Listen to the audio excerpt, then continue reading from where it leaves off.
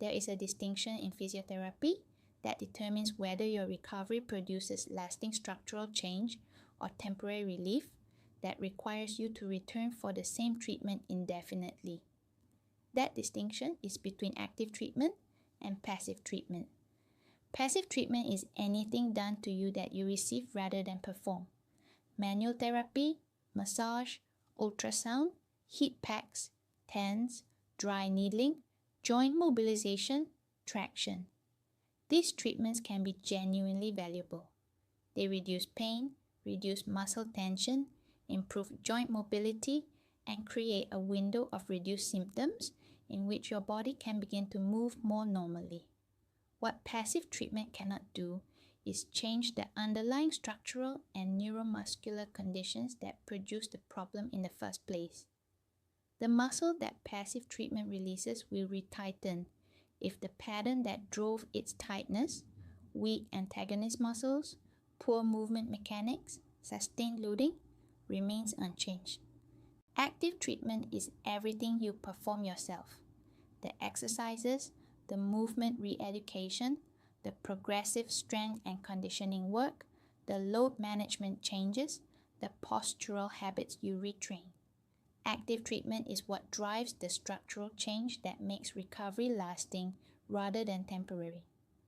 The consistent finding across decades of musculoskeletal rehabilitation research is that active treatment produces superior long-term outcomes compared to passive treatment alone for virtually every chronic musculoskeletal condition. At 6 months and 1 year after treatment, patients who receive an active rehabilitation program consistently outperform those who receive passive treatment alone on pain, function, return to activity, and recurrence rates.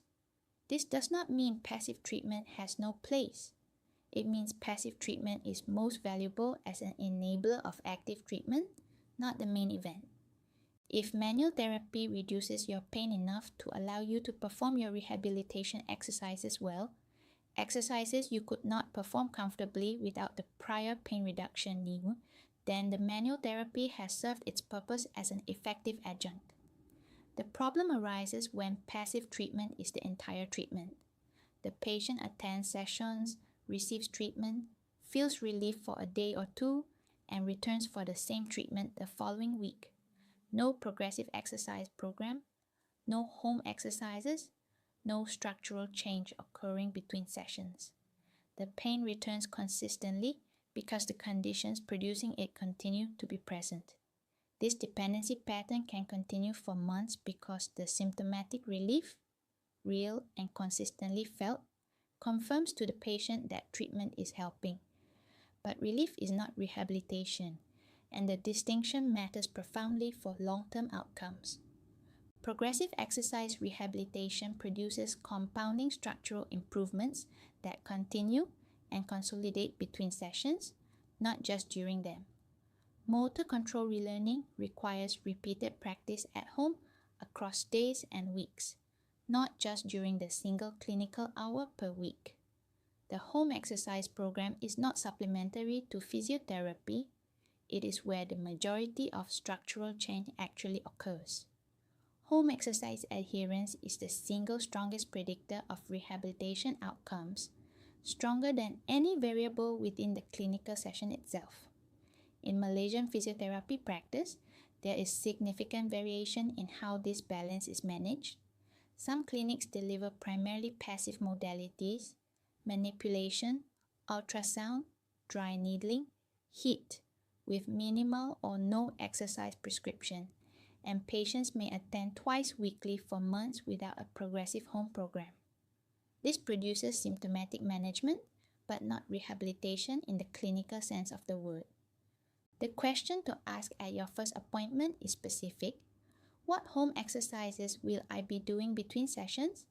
And how will they progress over the coming weeks? If the physiotherapist cannot describe a clear and progressive exercise program that intensifies over time, ask directly whether exercise rehabilitation is part of their approach for your condition. For most musculoskeletal presentations, it should be the primary component.